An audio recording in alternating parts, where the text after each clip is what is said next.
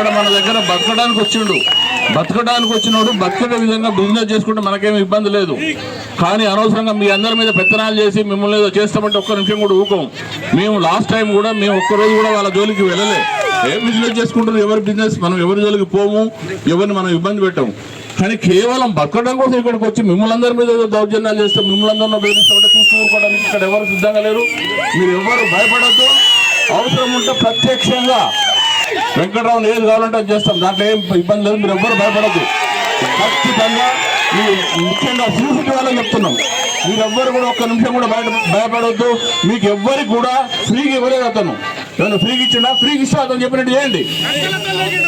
అపార్ట్మెంట్కి రావద్దు, ఎవరు రావద్దు పదాన్ని వస్తున్నారు.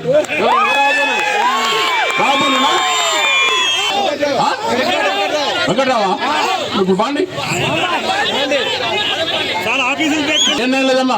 మీరు ఎవ్వరు కూడా ఒక్క సెకండ్ కూడా ముఖ్యంగా మళ్ళీ చెప్తున్నా, శ్రీ సిటీ వాళ్ళు ఒక్క నిమిషం కూడా ఎవరికి భయపడాల్సిన పని లేదు.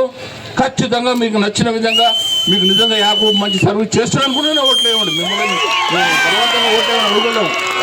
ఖచ్చితంగా మీకు నచ్చిన వాళ్ళకు ఓటేసే హక్కు మీకుంది. ఇప్పుడు ఎవరైనా ఫ్రీగా ఇచ్చిన వాళ్ళే ఊపోరు. ఇప్పుడు మేము 5 ఏళ్లలో మస్తు మందికి పిల్లలకు పెద్దోళ్ళకు మస్తు మందికి ఫ్రీ సర్వీస్ చేసినాం, అయినా వాళ్ళు ఓట్లేదు. నేనేమనలే. ఇప్పుడు ఇవాళ బాధపడుతున్నారు. ఓటు అనేది వాళ్ళ ఇష్టం. మనం సర్వీస్ చేయడం అనేది మన బాధ్యత, మనకు అవకాశం ఉన్నది మనం చేస్తాం. అంతేగాని నేను ఇల్లు కట్టించిన నేను ఫ్రీ కట్టించినాను.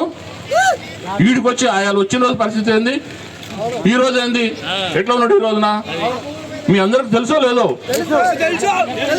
అతను ఎక్కడ స్టార్ట్ అయ్యాడు ఏమైంది మాకు అన్నీ తెలుసు. కానీ మనం బిజినెస్ చేసుకునే వాళ్ళ జోలికి మనం వెళ్ళొద్దు. మనకెందుకు, ఎవరు బిజినెస్ వాళ్ళు చేసుకుంటారు, ఎవరి పని వాళ్ళు చేసుకుంటారు, మనం ఏమనలే. రైట్ మంచిదమ్మా.